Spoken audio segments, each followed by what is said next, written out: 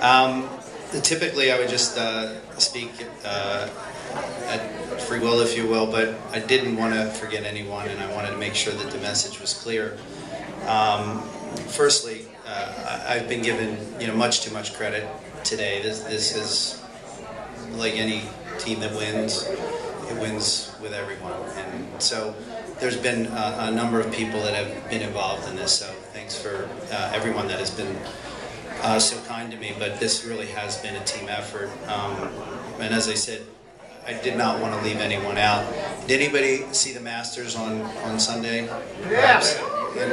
Did you see Bubba Watson? Okay, and if you saw a grown man cry, you could imagine how I feel right now and how proud he was and how proud I am today. So I hope I can hold it together, but those are the kinds of feelings that I feel for this project and the people that I've been involved with.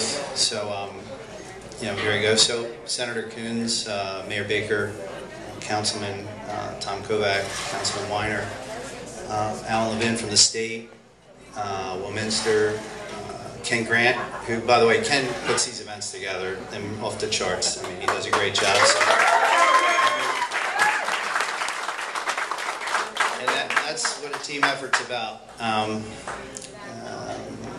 Councilperson Shabazz and Wilminster, but had mentioned him. It was April 15th, so almost to the day I invested, along with Preservation Initiative and Rick Essner, who's here today, as well, on a property that was in default.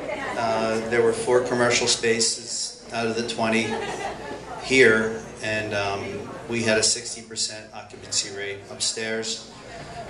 Today there's a waiting list for commercial and residential spaces. 86 residents upstairs, 20 commercial downstairs, 106 families and businesses that call Second and LOMA home.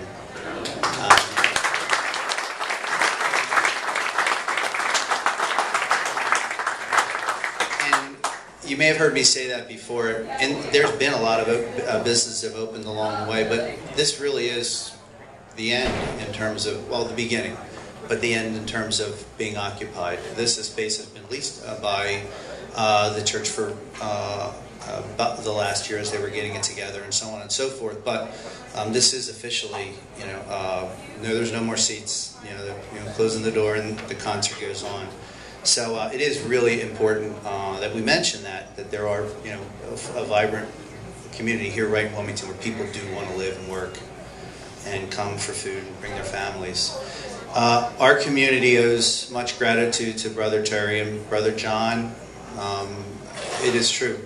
I was sitting right in that corner. It was the best space we had on the block, and 3 guys came in and said, "Are you Mike Schwartz?" And I said, "Yeah." And I wasn't sure what they were asking for, but they did say, we like to come here. And thank God they did.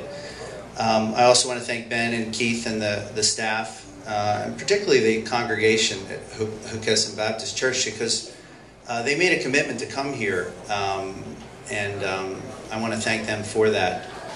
They didn't have to step outside their box. However, they were moved to improve our community, like guardian angels looking after our neighborhood, and like the wind that creates momentum.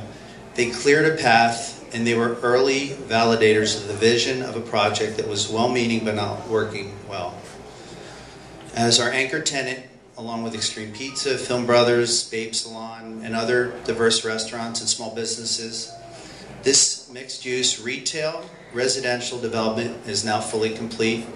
It's occupied, it's vibrant, and as I humbly submit, and with no disrespect, as successful a community as we have here in Wilmington.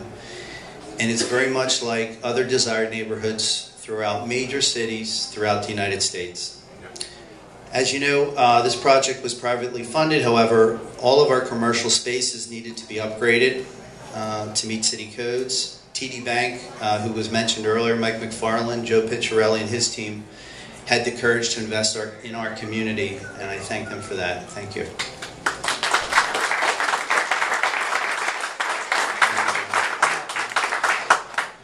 This is Second and LOMA.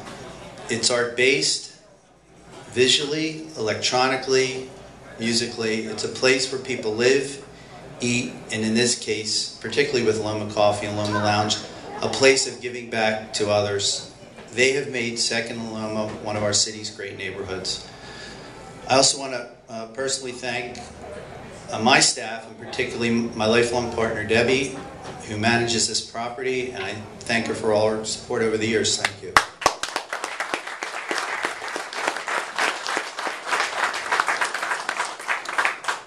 We ask nothing of the city, but we receive much in return. They include law enforcement, city officials, fire department, licensing. They've all worked to see that our neighborhood is safe and a good place to do business. In fact, in the 2 years we've been here, we've occupied lit spaces. And that's important because these spaces are occupied and the lights are on at night. And because of that, the area is vibrant with residents and businesses looking after each other. This is as safe a neighborhood as there could be anywhere. Not one incident of consequence has occurred here in the last 2 years that we've been here, and God willing, it shall remain that way.